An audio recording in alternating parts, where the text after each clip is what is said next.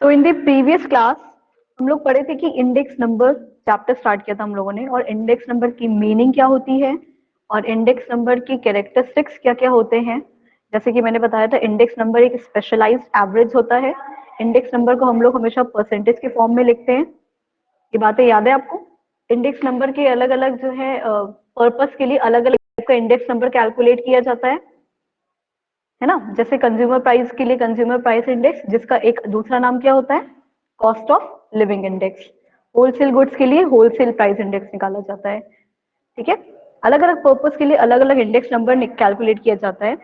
फिर हम लोगों ने पढ़ा था नेक्स्ट कि लिमिटेशंस क्या क्या होते हैं इंडेक्स नंबर के। इंडेक्स नंबर को कैलकुलेट करने के लिए हमें क्या क्या डिफिकल्टीज फेस करनी पड़ती हैं। उसमें फर्स्ट डिफिकल्टी ये थी कि आपको पहले से प्री डिफाइंड पर्पस आपको होना चाहिए। आप किस वजह से, किस रीजन से इंडेक्स नंबर बना रहे हो, ये आपको पता होना चाहिए। नेक्स्ट हम लोग ये बता सकते हैं कि सिलेक्शन ऑफ बेस ईयर एक डिफिकल्ट टास्क होता है। एक ऐसा बेस ईयर सिलेक्ट करना जो कोई एक नॉर्मल ईयर हो, बहुत नियर और बहुत फार भी ना हो, बहुत लॉन्ग और बहुत स्मॉल भी ना हो। ओके, नंबर ऑफ आइटम्स कितने लेने हैं ये सिलेक्ट करना पड़ता है। सोर्सेज ऑफ डेटा क्या है ये भी सिलेक्शन करना पड़ता है। चॉइस ऑफ एवरेजेस जैसे कि mean, median, geometric mean, harmonic mean, कौन सा मीन सेलेक्ट करना है, ये एक प्रॉब्लम आती है। और चॉइस ऑफ मेथड, मेथड में मैंने बताया था कि हम लोगों को इस चैप्टर में 3 मेथड्स के बारे में पढ़ना है। होते तो और भी ज्यादा मेथड्स हैं, लेकिन अभी हमें सिर्फ 3 मेथड पढ़ना है। वो है कौन कौन सा? लास्परीज, पैस्टीज एंड फिशर्स मेथड। इसको हम लोग और डिटेल में अभी पढ़ेंगे आगे। ओके, आज हम लोग ये टॉपिक पढ़ेंगे कि लिमिटेशंस क्या क्या होते हैं इंडेक्स नंबर के। लिमिटेशंस का मतलब है कि क्या क्या डिसएडवांटेजेस है। अगर इंडेक्स नंबर बनाते हैं तो क्या क्या डिसएडवांटेजेस हैं, उसकी क्या क्या डिसएडवांटेजेस हैं या लिमिटेशंस है। जैसे कि index number generally, index numbers are generally based on sample. आप जब भी इंडेक्स नंबर बनाते हो उसमें जो भी न्यूमेरिक वैल्यू लेते हो वो most of the time sample पे बेस्ड होता है। सैंपल्स पे बेस्ड होता है, इसका मतलब आप समझ रहे हो क्या होता है? क्योंकि हम लोगों ने जो भी डेटा लिया है, मान लो पिछले कई साल का में प्राइस में कितना क्या चेंजेस आया है, ये हम लोग किसी सैंपल, किसी ऑलरेडी जो कलेक्टेड डेटा था, सेकेंडरी डेटा था, वहां से इंफॉर्मेशन निकाले थे, है ना। तो एक्यूरेसी के चांसेस कम भी होते हैं इंडेक्स नंबर में। Index numbers are only approximate indicator. मैंने कैरेक्टरिस्टिक्स ऑफ इंडेक्स नंबर में बताया था कि इंडेक्स नंबर को हम परसेंटेज के फॉर्म में निकालते हैं, याद है सबको? तो जब परसेंटेज किसी नंबर का होता है तो वो एक क्या करता है, अप्रोक्सीमेट वैल्यू देता है, एकदम एग्जैक्ट करेक्ट वैल्यू नहीं देता है ना। इंडेक्स नंबर एक लगभग अप्रोक्स कितनी वैल्यू आ रही है, आसपास की वैल्यूज देता है। एग्जैक्ट वैल्यू, एकदम एक्यूरेट फिगर नहीं पता चलता है इंडेक्स नंबर से हमें। Index number ignores quality of product. Index number जो है प्रोडक्ट की क्वालिटी को भी इग्नोर करता है। क्यों प्रोडक्ट की क्वालिटी इसलिए इग्नोर करता है? क्योंकि इंडेक्स नंबर में हम लोग सिर्फ नंबर्स को, जो डिजिट्स होते हैं, सिर्फ उनको कंसिडर करते हैं। कोई प्रोडक्ट अगर क्वालिटी वाइज बहुत अच्छा है लेकिन उसकी प्राइस बहुत कम है तो उसका प्राइस इंडेक्स भी कम ही आएगा। लेकिन उसकी क्वालिटी अच्छी थी, ये इसके बारे में हमको उसके इंडेक्स नंबर से पता नहीं चल पाएगा। किसी चीज में कितने का चेंजेस हुआ है और उसकी क्वालिटी इंप्रूव हुई है लेकिन प्राइस जो है वो चेंज घट गई है, तो ये बात हमें इंडेक्स नंबर से नहीं पता चलेगी। बस हमें ओवरऑल ये दिखेगा कि प्राइस जो है वो क्या हुई है, कम हो गई है या प्राइस बढ़ गई है। ये नहीं पता चलेगा कि उस प्रोडक्ट की क्वालिटी और अच्छी हुई है या खराब हुई है। ठीक है, index number constructed for one purpose can not be use for another purpose. 4th point बोल रहा है इसी, हम लोगों ने इंडेक्स नंबर के प्रॉब्लम्स में भी पढ़ा था कि इंडेक्स नंबर को बनाने के लिए प्री डिटरमाइंड पर्पस होना चाहिए। इसके कहने का मतलब है किसी एक पर्पस के लिए जो इंडेक्स नंबर बनाया उसको किसी दूसरे चीज के लिए इस्तेमाल नहीं कर सकते। हर एक पर्पस के लिए अलग अलग अपने टाइप का, अलग अलग टाइप का इंडेक्स नंबर को कैलकुलेट करना पड़ता है। ओके, जैसे कंज्यूमर गुड्स के लिए कॉस्ट ऑफ लिविंग इंडेक्स निकालना पड़ेगा। मार्केट में जितने भी शेयर, मार्केट में जितने भी शेयर्स हैं उसकी इंडेक्स निकालने के लिए सेंसेक्स या निफ्टी का क्या यूज करना पड़ेगा।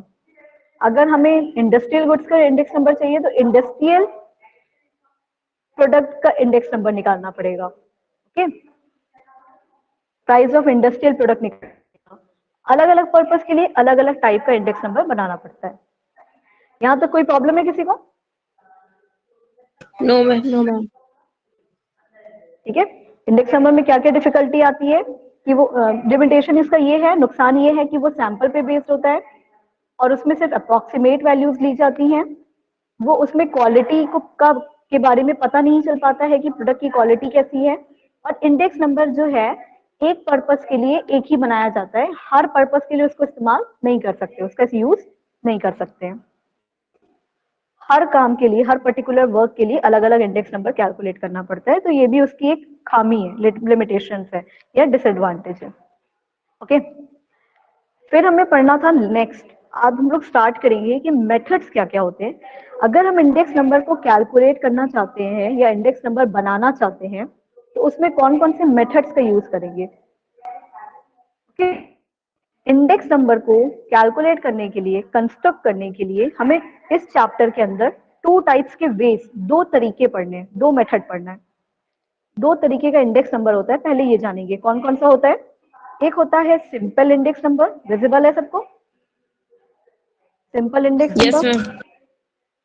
और सेकेंड टाइप होता है वेटेड इंडेक्स नंबर। कौन सा होता है? Weighted index number. First one is simple index number, second one is weighted index number. इन दोनों ही टाइप के इंडेक्स नंबर को, सिंपल इंडेक्स नंबर को भी पढ़ना है हमें और वेटेड इंडेक्स नंबर को भी पढ़ना है हमको, है ना। तो हम लोग क्या करेंगे, लाइन से पढ़ेंगे। सबसे पहले सिंपल वाला पढ़ेंगे और फिर वेटेड इंडेक्स नंबर पढ़ेंगे। सिंपल इंडेक्स नंबर में अगर आप देखोगे तो उसमें भी सिंपल इंडेक्स नंबर को दो पार्ट में डिवाइड किया जाता है। सिंपल इंडेक्स नंबर भी टू पार्ट्स में या टू बाइफर्केशन हुआ है। सिंपल इंडेक्स नंबर एक होता है simple aggregative method. Simple index number निकालने के लिए हम लोग एक मेथड पढ़ेंगे जिसे बोलते हैं simple aggregative method. Second method है जो पढ़ेंगे simple average of price relative method. कौन सा मेथड है? Simple average of price relative method.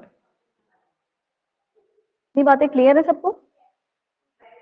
Yes ma'am. हमें जब जब हम लोग इंडेक्स नंबर के मेथड्स पढ़ेंगे, उस मेथड में हमें टू टाइप्स के मेथड्स पढ़ने हैं। एक है सिंपल इंडेक्स नंबर, दूसरा है weighted index number. Simple index number को निकालने का दो तरीका होता है, simple aggregative method, simple average of price relative method. Okay, अगर हम दूसरे टाइप की बात करते हैं जो कि कौन सा मेथड है, weighted index number. Weighted index number को निकालने का भी दो टाइप, टू मेथड्स होते हैं, है ना। दो टाइप के मेथड्स होते हैं। कौन कौन से होते हैं?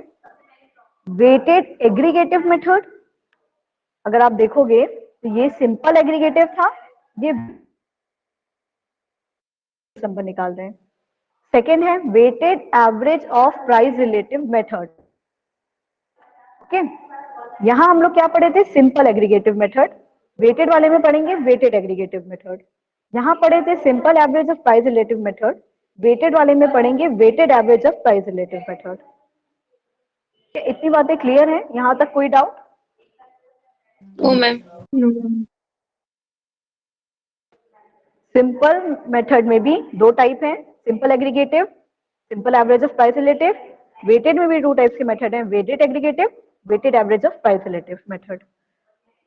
जैसे कि हम लोग यहाँ से स्टार्ट किए थे सिंपल एग्रीगेटिव से, तो अभी हम लोग क्वेश्चन जब करना शुरू करेंगे, हमें टोटल कितने मेथड्स पढ़ने हैं? 1 2 3 4, 4 मेथड्स पढ़ने हैं, जिसमें से हम लोग स्टार्टिंग करेंगे सिंपल एग्रीगेटिव से, फिर आएंगे simple average of price relative पे। फिर जब ये दोनों कंप्लीट हो जाएगा तो इसका मतलब हमारा सिंपल इंडेक्स नंबर कंप्लीट हो गया। फिर हम लोग वेटेड इंडेक्स नंबर पे आएंगे, वहां पे हम लोग पढ़ेंगे वेटेड एग्रीगेटिव मेथड, क्योंकि ये मेथड थोड़ा बड़ा होता है और इसमें जो है इससे ही इस मेथड से सबसे ज्यादा क्वेश्चन पूछे जाते हैं आपको एग्जाम में। वेटेड एग्रीगेटिव मेथड से सबसे ज्यादा क्वेश्चन भी पूछे जाएंगे, सबसे ज्यादा डिटेल में भी पढ़ेंगे हम लोग इस मेथड को। उसके बाद हम लोग आएंगे weighted average of price relative पे। जब ये दोनों कर लेंगे तो ये भी खत्म हो जाएगा, पूरा पूरा प्राइस इंडेक्स खत्म हो जाएगा। ठीक है, स्टार्टिंग करते हैं हम लोग सिंपल इंडेक्स नंबर यानी कि सिंपल एग्रीगेटिव मेथड से, है ना। देखो, एग्रीगेटिव का मतलब पता है क्या होता है आपको? एग्रीगेट का मतलब होता है टोटल, टोटलिटी या होल, एज अ होल, सब मिला के, सारी चीज को मिला के बात करते हैं। ठीक है, सिंपल एग्रीगेटिव मेथड में मतलब होता है कि टोटल की बात कर रहे हैं या टोटालिटी की बात कर रहे हैं। अब इससे पहले मैं आपको एक बात बताना चाहती हूँ कि जब भी हम लोग प्राइस इंडेक्स लिखेंगे,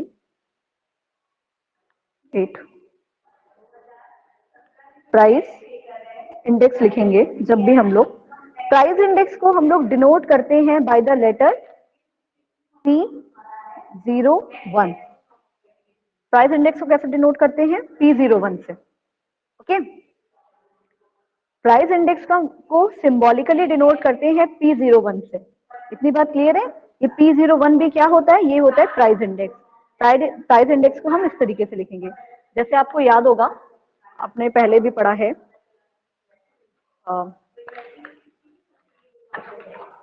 कि हम लोग जब भी मीन की वैल्यू को लिखते थे तो एक्स बार से लिखते थे, ये मीन होता था, याद है? सिंबॉलिकली स्टैंडर्ड डेविएशन को हम लोग ऐसे इस तरीके से सिंबल बना के लिखते थे, है ना? मोड को हम लोग जेड से डिनोट करते थे। उसी तरीके से प्राइस इंडेक्स को हम लोग डिनोट करेंगे P01 से। ओके, इतनी बातें क्लियर है? Yes ma'am. P01 को प्राइस इंडेक्स से डिनोट करेंगे, ये हमने बताया P01 से। लेकिन प्राइस इंडेक्स को ये जो 01 होता है, इसको रीड कैसे किया जाता है? इसको रीड कैसे किया जाता है? इसको पढ़ा कैसे जाता है? इसको रीड किया जाता है 1/0। क्या रीड किया जाता है? प्राइस 1/0।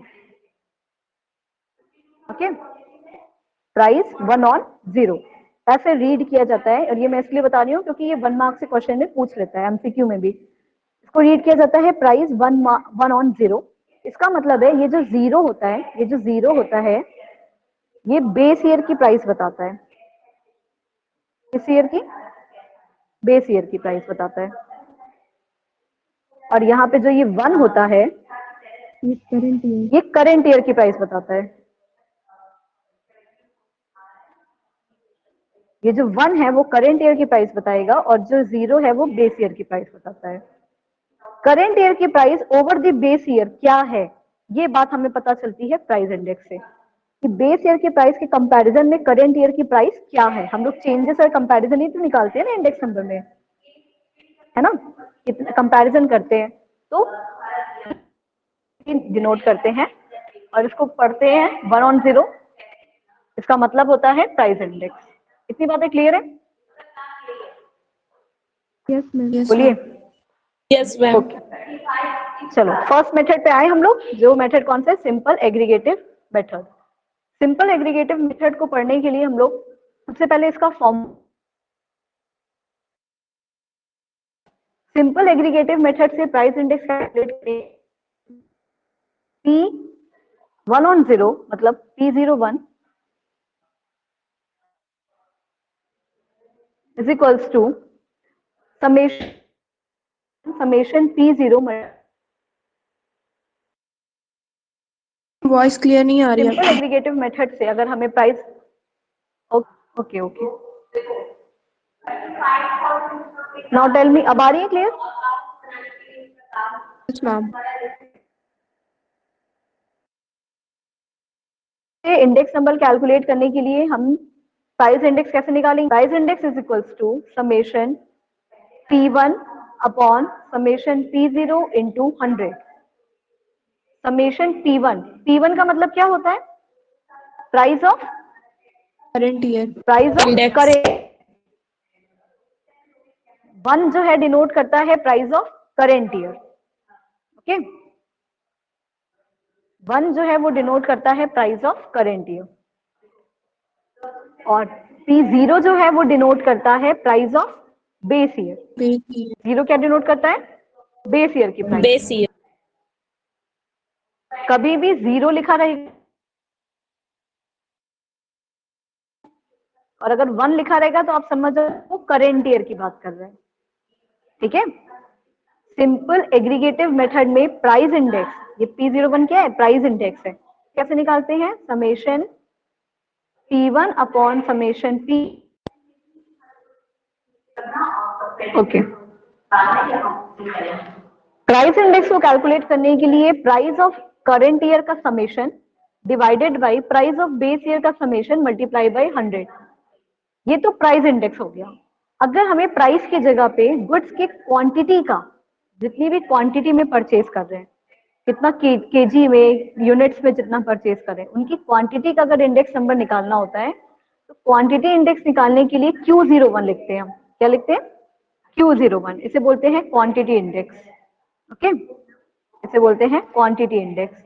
उसे कैलकुलेट करने के लिए हमें समेशन Q1 मतलब समेशन ऑफ या total of quantity of current year divided by total of quantity of base year multiply by 100।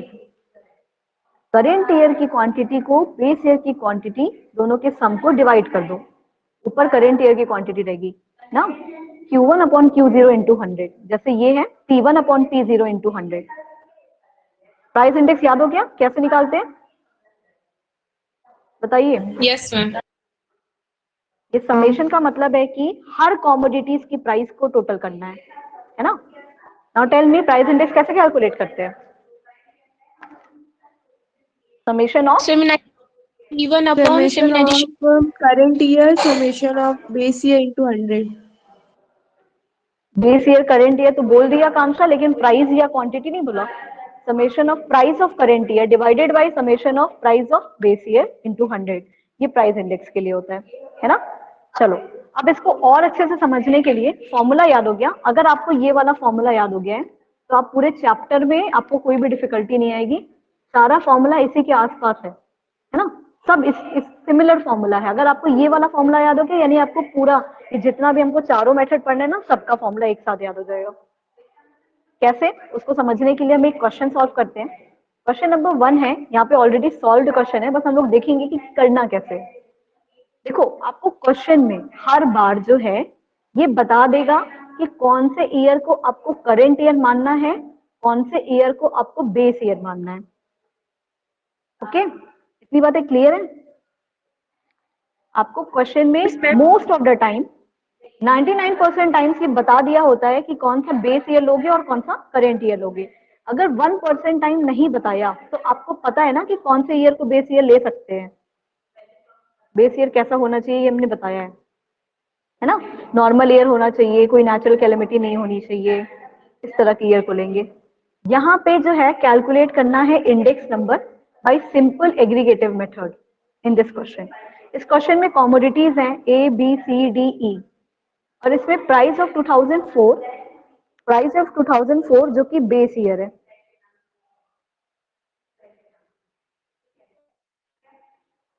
Price of 2004 है बेस ईयर आपका और प्राइस ऑफ 2017 ये है करेंट ईयर आपका। ठीक है, बेस ईयर को कैसे डिनोट करते हैं? बेस ईयर का सिंबल क्या होता है? P0. P0। Very good. क्या होता है? P0। और करेंट ईयर का सिंबल होता है P1 P1. है ना।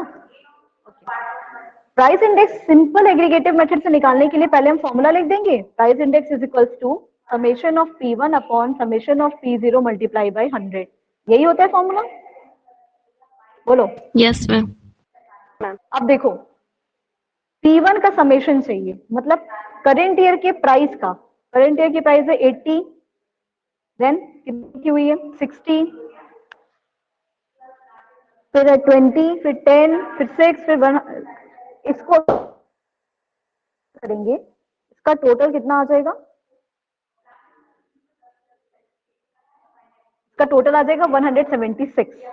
फिर हम करेंट ईयर के प्राइस का तो टोटल कर लिए, अब हम बेस ईयर के प्राइस का टोटल करेंगे। 50 प्लस 40 प्लस 10 प्लस 5 प्लस 2, इसका टोटल आ गया कितना? 107। और हमें टोटल ही तो निकालना था। देखो आपने लिखा है ना समेशन निकालना है, सिर्फ प्राइस का समेशन निकाल दो। 176 करेंट ईयर की प्राइस हो गई, 107 बेस ईयर की प्राइस हो गई, मल्टीप्लाई बाय 100, मल्टीप्लाई बाय 100 क्योंकि परसेंटेज के फॉर्म में चाहिए। तो आंसर क्या आ जाएगा? 164.5। बोलो, इजी है ये formula? Yes ma'am. Yes ma'am, बहुत इजी है। कुछ भी कैलकुलेट नहीं करना है, सिर्फ करेंट ईयर की प्राइस का सम डिवाइडेड बाय बेस ईयर की प्राइस का सम मल्टीप्लाइड बाय 100। इतना इतना करके कैलकुलेट कर देंगे, हमारा प्राइस इंडेक्स निकल जाएगा। ठीक है, इसमें कोई प्रॉब्लम? No ma'am. चलो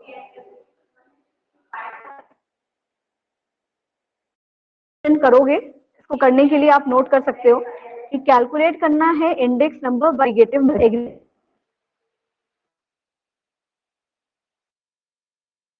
आपको प्राइस 2010 की जो है 2010 की रहेगी आपकी बेस ईयर की प्राइस, और करंट ईयर की प्राइस। ओके, नोट कर रहे हैं आप क्वेश्चन? नोट कर लीजिए या स्क्रीनशॉट ले लीजिए, स्क्रीनशॉट ही ले लीजिए, है ना। फॉर्मूला बताओ कैसे निकालेंगे हम? करेंट ईयर की प्राइस का सम कर देंगे, 2018 की प्राइस का सम कर देंगे, फिर जो सम आएगा वो लिख लेंगे, फिर बेस ईयर की प्राइस का सम कर देंगे, फिर उसको लिख लेंगे। देन हम फॉर्मूला कौन सा लगाएंगे? Summation P1 upon summation P0 multiply by 100। बोलो, कोई प्रॉब्लम इतने में? No ma'am. हो जाएगा सबका? Yes ma'am. Yes ma'am. चलो आगे बढ़ते हैं फिर हम लोग। अब उसका आंसर जो आएगा आप बता दीजिएगा मुझे कैलकुलेट करने के बाद, है ना। अभी नहीं करते हैं, बाद में करते हैं ना। हम लोग जो है, अभी हम लोगों ने कौन सा मेथड पढ़ा था? अभी हम लोगों ने पढ़ा था सिंपल एग्रीगेटिव मेथड। ये फॉर्मूला क्या होता है, समझ में आएगा ना? सिंपल एग्रीगेटिव मेथड का फॉर्मूला होता है summation P1 upon summation P0 multiply by 100। ये मेथड कंप्लीट हो गया। अब हम लोग पढ़ेंगे ना simple average of price relative method. कौन सा मेथड पढ़ेंगे? Simple average of price relative method. Okay, simple average of price relative method में क्या होता है कि हमें प्राइस रिलेटिव निकालना पड़ता है। क्या निकालना पड़ता है? हमें प्राइस रिलेटिव निकालना पड़ता है। अब चलता है प्राइस रिलेटिव को कैसे निकाला जाता है, तो हम क्या करेंगे इस बार, प्राइस रिलेटिव को कैलकुलेट करने के लिए देखो, आप पहले प्राइस रिलेटिव निकालोगे और उसके बाद उसका एवरेज निकाल दोगे। एवरेज तो आपको पता है ना कि sum of all observation upon number of observation होता है। तो इस बार प्राइस रिलेटिव का एवरेज निकालना है। ठीक है, किसी भी नंबर का प्राइस रिलेटिव निकालने के लिए, जैसे कॉमोडिटी ए दी हुई है यहाँ पे, उसकी बेस ईयर है यानी कि P0 है 100 और उसका P1 है यानी करेंट ईयर का प्राइस है कितना 40। इसको अगर हम प्राइस रिलेटिव निकालेंगे इस कॉमोडिटी, इसमें फॉर्मूला लिखेंगे क्या? प्राइस रिलेटिव का formula P1 upon P0 multiply by 100। क्या फॉर्मूला होता है? P1 upon P0 multiply by 100। देखो इन्फॉर्मेशन नहीं है क्योंकि हम लोग सिर्फ कॉमोडिटी ए का प्राइस निकाल रहे हैं। समझ में आया? सिर्फ कॉमोडिटी ए का प्राइस रिलेटिव निकाल रहे हैं। प्राइस रिलेटिव निकालने के लिए सेम फॉर्मूला यूज करेंगे जैसा हम लोगों ने एग्रीगेटिव मेथड में यूज किया था। करंट ईयर की price divided by base year की price multiply by 100। Current year की प्राइस बताइए कि 140 है, 140। कोई प्रॉब्लम यहाँ पे? बेस ईयर की प्राइस कितनी है? 100। मैम 100। इसको मल्टीप्लाई कर देंगे किससे? 100 से। 100 कट गया, बचा कितना? 140। 140। ओके, फिर यहाँ पे निकालेंगे करेंट ईयर की प्राइस है 120, बेस ईयर की प्राइस है 80 मल्टीप्लाई बाई 100, 150 आंसर आ जाएगा। फिर यहाँ करेंट ईयर की प्राइस है 180, बेस ईयर की प्राइस है 160 मल्टीप्लाई बाय 100, 112.5 आ जाएगा। ये ऑलरेडी कैलकुलेटेड मैं दिखा रही हूँ सो दैट बस आपको समझ में आए कि निकालना कैसे। 240 है करेंट ईयर की प्राइस, बेस ईयर की प्राइस है 220 मल्टीप्लाई बाय 100 करेंगे। 240 डिवाइडेड बाय 220 मल्टीप्लाई बाय 100, तो प्राइस आ जाएगा कितना? 109.09। अगर हम 40 को डिवाइड करेंगे 40 से और इंटू 100 करेंगे तो आंसर कितना आ जाएगा 100। इसका मतलब है प्राइस रिलेटिव की वैल्यू निकल गई, हर की commodity A B C D E सबकी प्राइस रिलेटिव निकाल लिया हम लोगों ने। अब देखो फॉर्मूला होता क्या है, simple average of price relative method में होता है कि सबसे पहले आप प्राइस रिलेटिव निकालोगे, पी आर जिसे हमने लिखा है यहाँ पे, प्राइस रिलेटिव निकाल के यानी कि P1 अपॉन P0 इंटू 100 निकाल के उसका समेशन कर दोगे और उसको n से डिवाइड कर दोगे। नाउ टेल मी यहाँ n क्या है? Observation, number of observation. इसमें कितने नंबर ऑफ ऑब्जर्वेशन थे? 1 2 3 4 5। कितने नंबर ऑफ ऑब्जर्वेशन थे? 5। 5 n की वैल्यू हम लोग 5 लेंगे, प्राइस रिलेटिव हम लोगों ने यहाँ निकाल लिया है, इसका सम निकाल लिया है, 611.59 आया। 611.59 को अगर हम इसका समेशन लिख दिया और डिवाइड कर दिया किससे? 611.59 को 5 से डिवाइड कर दिया तो आंसर कितना आएगा? 122.318। ठीक है, ये समझ में आया आपको? Yes ma'am.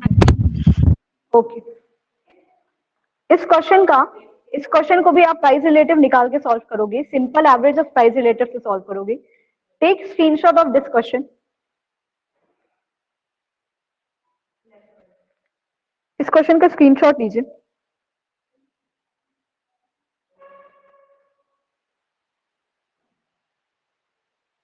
ले लिया सबने? Yes ma'am. ओके, इस क्वेश्चन में भी आप लोग simple average of price relative method से ही कैलकुलेट करेंगे। सबसे पहले हम इनका P1 अपॉन P0 इंटू 100 करके प्राइस रिलेटिव निकाल लेंगे। प्राइस रिलेटिव का सम को फिर हम नंबर ऑफ ऑब्जर्वेशन से डिवाइड कर देंगे तो आंसर आ जाएगा। ये क्वेश्चन और सेकंड क्वेश्चन मैंने होमवर्क दिया, ये दोनों कैलकुलेट करके मुझे आंसर बताइए। ओके